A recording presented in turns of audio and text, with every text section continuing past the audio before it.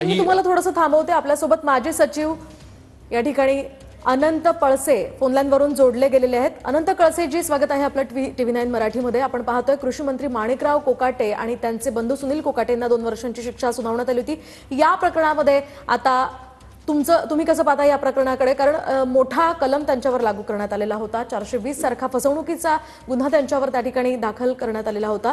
कसं पाहता या संपूर्ण प्रकरणाकडे? केवढं नुकसान या ठिकाणी माणिकराव कोकाटेंचे यामुळे होऊ शकतंय?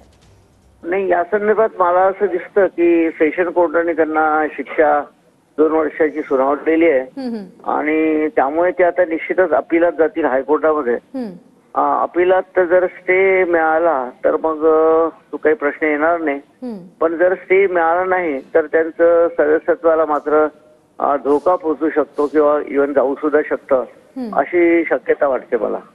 अगदी। मात्र या ठिकाणी माणिकराव कोकाटेंचे पुढचे पावलं काय असतील किंवा काय ते नेमकं करू शकतात? पुढचे पावलं म्हणजे इमिडिएटली त्यांना स्टे घ्यावा लागेल वरच्या कोर्टातून। आता ही सेशन कोर्टाने शिक्षा सुनावली असेल 2 वर्ष किंवा त्याच्या पलीकडे, तर त्यांना तातडीने हायकोर्टात जावं लागेल, मुंबई हायकोर्टात, तर त्यांच्या ज्युरिडिक्शन प्रमाणे औरंगाबाद हायकोर्टामध्ये।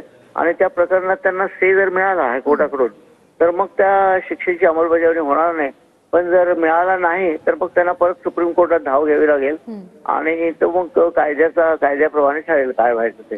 पण ज्या प्रकरणात 2 वर्षाची शिक्षा झालेली आहे त्याच्यावर त्यांचं सदस्यत्व जाऊ शकतं। आता सध्या अशी तरतूद आहे रिप्रेझेंटेशन ऑफ पीपल ऍक्ट मध्ये। अगदी। नक्कीच धन्यवाद अनंत कळसेजी TV9 मराठीशी बोलल्याबद्दल। एकूणच त्यांचं सदस्यत्व म्हणजे आमदारकी सुद्धा रद्द होऊ शकते अशी तरतूद कायद्यामध्ये आहे। आपण अधिकची माहिती या संदर्भात जाणून घेऊयात। 1995 मध्ये कागदपत्रांची फेरफार आणि फसवणूक केल्याच्या आरोपात कोकाटेंविरोधात गुन्हा दाखल करण्यात आलाय। तर माणिकराव कोकाटे आणि त्यांचे बंधू सुनील कोकाटे यांच्या विरोधात दाखल करण्यात आला होता हा गुन्हा। माजी मंत्री तुकाराम दिघोळे यांनी या संदर्भात याचिका दाखल केली होती।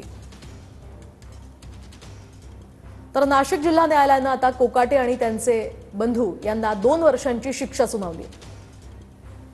2 वर्षांचा कारावास आणि 50,000चा दंड असं हे शिक्षेचं स्वरूप आहे। आपण पाहतोय कृषी मंत्री माणिकराव कोकाटे यांना 2 वर्षांची शिक्षा सुनावण्यात आली आहे। खरं तर ते आमदार आहेत, मंत्री आहेत, कृषी मंत्री आहेत। याआधी सुद्धा ते वादग्रस्त वक्तव्यांमुळे चर्चेत होते।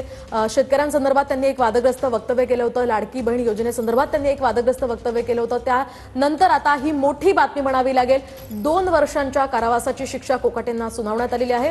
हे जुनं प्रकरण आहे, 1995चं जरी प्रकरण असलं तरी आता यामध्ये न्यायालयाने ही शिक्षा सुनावलेली आहे। 2 वर्षांची शिक्षा एखाद्या मंत्र्याला होणं ही अतिशय गंभीर बाब आहे।